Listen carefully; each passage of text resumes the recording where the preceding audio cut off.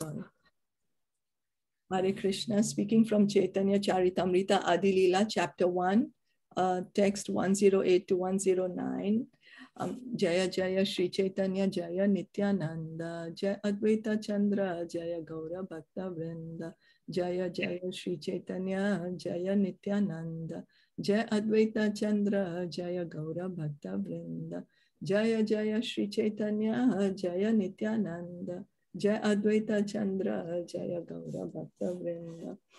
So we were seeing Krishna's expansions, Krishna, his original person, and then Krishna, the original person, and then he expands in as in the Rasa Leela, he expands as himself, no difference in the form. That's called Prabhav Prakash. Prabhav Prakash means no difference in his form, as he expanded during the Ras Leela for the gopis or to the queens of Dwarka. Then he has Vaibhav Prakash, which is his expansion, but with slight difference. There's a slight difference there, and that is Balaramji. Balaramji is Krishna's own expansion, but a slight difference is there. The difference is Krishna is blackish, Balaramji is white, you know. And then what happens is, then all the other expansions happen. So then the other expansions are called Vilas or Swamsa. Swamsa means partial manifestation. Then other things, you know. So because the question was raised, what are the other examples of Vaibhav Prakash? But it is Lord Balaram. Balaramji is the example of Vaibhav Prakash. Then all Krishna's other incarnations are called Swamsa. Swamsa, or his Narayan expansions in Vaikuntha are called Vilas, you know. And then Prabhav Vilas are the Chaturvyuha expansions. As we keep saying that Balaramji, he expands into the 4 Narayan forms, Anirudh, Vasudev, Sankarshan, and Pradyumna. And then from those comes other expansions. Those are the Vaibhavalas. But if we see Kurma, Matsya, those are Leela avatars. Those are in different categories. But we shouldn't get too involved in this detail. The detailed information is for people, of course, who want to understand the detail. But the idea is that origin is Krishna, and all the incarnations are coming from him. All are his expansions. So I hope I didn't confuse you all further with this short presentation. So, but the idea is just, yeah, that Krishna is Swayam Bhagavan. It's clear. It's clear? Okay. Yeah. Yeah. Because it says, Etecha Amsa Kala Pumsa Krishnastu Bhagwan Swayam. Srimad Bhagavatam says that it is this is a foundational verse in Srimad Bhagavatam, which says that Etecha Amsa Kala Pumsa Krishnastu Bhagwan Swayam, that there are so many expansions and expansions of expansions, Amsha, Swamsa, so many are there, but Krishna is the origin, you know. So that's Paribhash Sutra. Paribhash Sutra means in a very short way, something very deep is explained and you can keep expanding it. So this is one of the Paribhash Sutra of Srimad Bhagavatam. Srimad Bhagavatam has 2 Paribhash Sutra. One is this, Etecha Amsa Kalapamsa Krishnastu Bhagwan Swayam. That there are so many expansions, so many incarnations, but Krishna, the form of Shyam Sundar Krishna, that's the original form. And the other Paribhash Sutra is that the learned transcendentalists, they understand the absolute truth in 3 features as Brahman, Paramatma, and Bhagwan. So the transcendentalists who understand the absolute truth, they understand that God in 3 features as the light, as the Paramatma, and as the person, Sri Krishna person. So these are the 2 Paribhash Sutra of Srimad Bhagavatam, and the whole Bhagavatam is expanded on these 2. So we're continuing with Chaitanya Charitamrita. Chaitanya Nityananda Advaita Mahatva, Tanra Bhakta Bhakti Nama Prema Rasa Tattva, Binna Binna Likhiyachi Kariya Vichar, Shunile Janibe Sabhavastu Tattva Sar. If one patiently hears about the glories of Sri Chaitanya Mahaprabhu, Sri Nityananda Prabhu, and Sri Advaita Prabhu, and their devotees, devotional activities, names, and fame, along with the mellows of their transcendental loving exchanges, one will learn the essence of the absolute truth. Therefore, I have described these in the Chaitanya Charitamrita with logic and discrimination. So the author Krishnadas Kaviraj Goswami is saying why he has put the glories of Lord Chaitanya, of Nityananda Prabhu, of Sri Advaita Prabhu, of all their devotees, Gaura Bhakta, all the devotees, and all the activities that they were doing. And he's glorified them, their name and fame. And what is their relationship? What is their ras? What are their emotions? What he's saying is he's put all this in Chaitanya Charitamrita. And if we only patiently we hear about this, we will learn the essence of the absolute truth. So it is for our benefit he's put that so that we can understand what's the absolute truth.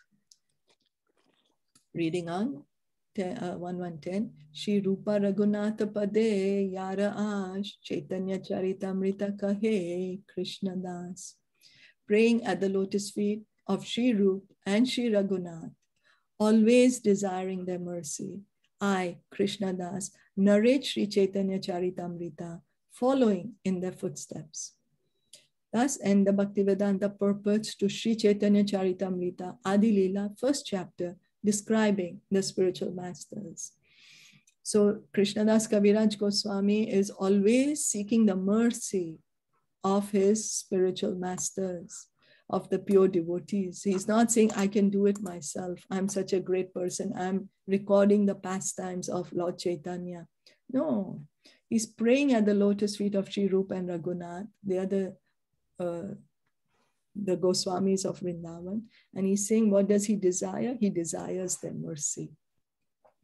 And what does he desire? He wants to follow, he's following in their footsteps. He wants to follow in the footsteps. That's what we should do. Attempt to follow in the footsteps of the devotees. We should not attempt the pure devotees because they are pure, we are not yet there. So we follow in their footsteps.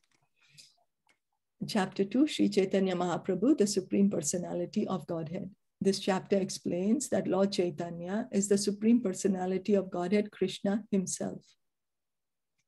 Therefore, the Brahman effulgence is the bodily luster of Lord Chaitanya, and the localized supersoul situated in the heart of every living entity is his partial representation. So as we just said that Srimad Bhagavatam, one of the Paribhash Sutra is that the transcendentalist knows that the supreme absolute truth in three features, the light, the Paramatma, and the person.